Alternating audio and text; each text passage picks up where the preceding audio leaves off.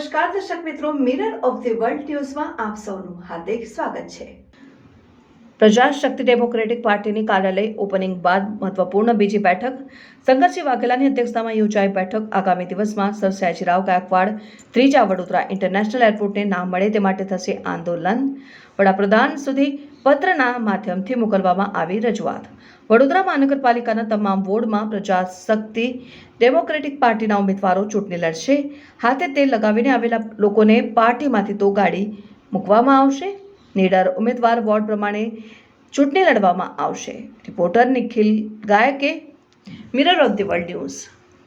આજે અમારી પ્રજાશક્તિ ડેમોક્રેટિક પાર્ટીના રાષ્ટ્રીય અધ્યક્ષ ડોક્ટર રાઠોડ સાહેબ અને આનંદરાવજી અહીં બધા મિત્રોને મળીને આગામી દિવસોમાં વડોદરા મહાનગરપાલિકા અને જ્યારે પાર્ટીની શરૂઆત કરી લગભગ દોઢેક મહિના પહેલા એ વખતે જાહેર કરેલું કે વડોદરા ઇન્ટરનેશનલ એરપોર્ટને સર સયાજીરાવ ત્રીજા નું નામ આપવામાં આવે એની માગણી કરતો પત્ર વડાપ્રધાનશ્રીને લખવો એ બી લખીને એના માટેની જનજાગૃતિ માટેનો પ્રોગ્રામ ડોક્ટર સાહેબે નક્કી કરેલો એ અને અમારા મહિલા મોરચાના આગેવાન દીપાબેને 8મી તારીખે જે મહિલા દિવસ છે એ દિવસે સાંજે 4 થી 6 જેલ રોડ પર જે કાર્યાલય શરૂ થયું છે ત્યાં બહેનોને કેન્સરની જાગૃતિ બીજી ત્રીજી હાના એના માટેના મહિલા દિવસનો પ્રોગ્રામ પણ પાર્ટી તરફથી ઓર્ગેનાઇઝ કરેલો।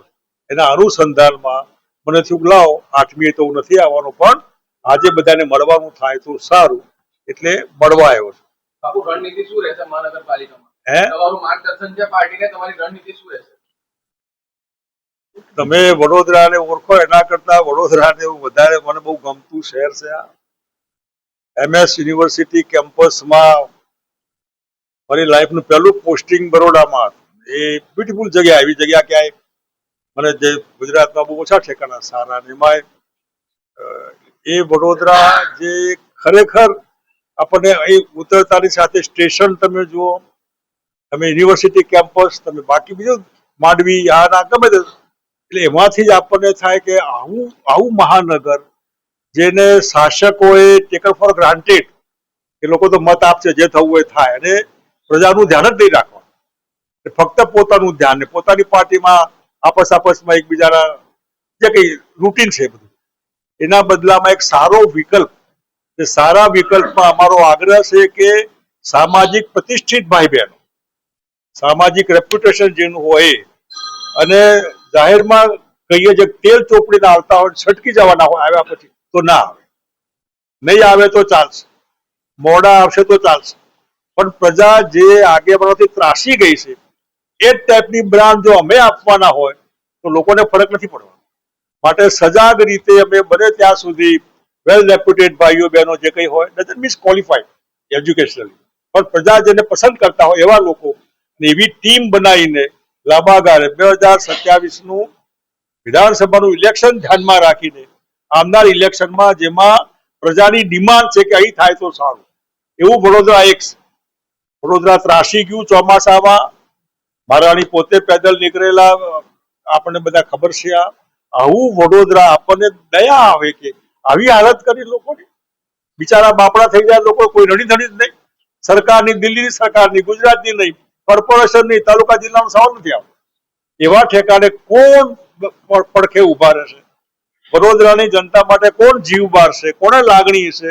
લાગણી વાળા મિત્રોની ટીમ બનાવીને અમે આ ઇલેક્શન લડવાના અને પાર્ટી બનાવી રહ્યા છે। નિશાન ચૂક માફ નહીં, નીચું નિશાન, અમારું નિશાન 27માં બીજેપીને રિપ્લેસ કરવાનું છે। રિપ્લેસ કરવા માટે ખાલી હવામાં તુક્કા લગાવવાનું નથી, વાહિયાત વાતો કે ખોટી વાહવા નથી કરવાની, ઇમ્પ્લિમેન્ટેશન કરવાનું લોકોના વચ્ચે જઈને અને સારા લોકોને એને પ્રાયોરિટી મળે જે પ્રજા માટે સારો હોય, દેખાવમાં સારો હોય, રૂપિયામાં સારો હોય એવો નહીં, જેને લોકો માટે લાગણી હોય। આજે એ ખૂટે છે, લોકોને હ્યુમન ટચ ખૂટે, લોકો જીવે છે કે મરી ગયા એના માટે જાહેર જીવનમાં પડેલો આગેવાન, જેને લોકો આગેવાન કહે છે, નેતા કહે છે, એ નેતા આજે ક્યાંક દેખાતા નથી, ખાલી વાહવા કરવા દેખાય, લોકોના દુઃખમાં નથી ભાગ લેતા।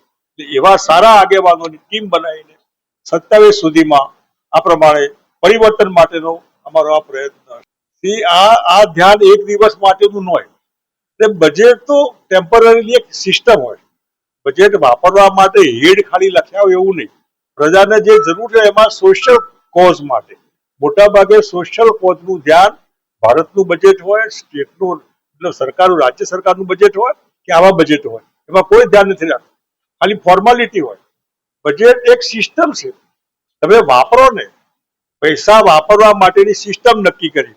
આટલા જ વાપરવા જરૂર નહીં, વધારે વાપરો ને, બધા વાપરી નાખવા જરૂર નહીં. માર્ચ એન્ડિંગ હોય એટલે ગમે તેમ ખર્ચા પાડી દો ખોટે ખોટા. એના માટે બજેટ નથી. બજેટ પબ્લિક માટે હોય, કારણ પબ્લિકના રૂપિયાથી બજેટ બનતું. પબ્લિકના પૈસાનું જે ટેક્સીસ હોય એની આવકનું કમસે કમ સરખી રીતે ઉપયોગ થાય. ખાલી ફૂલ અને માળાઓમાં લોકોને વાહવા અને જાહેરાતોમાં કરોડો રૂપિયાની જાહેરાત વગર મતલબની બિન ઉત્પાદક એવા પૈસા ન વપરાય. પબ્લિક કોઝ માટે પૈસા વાપરવા માટેનું બજેટ.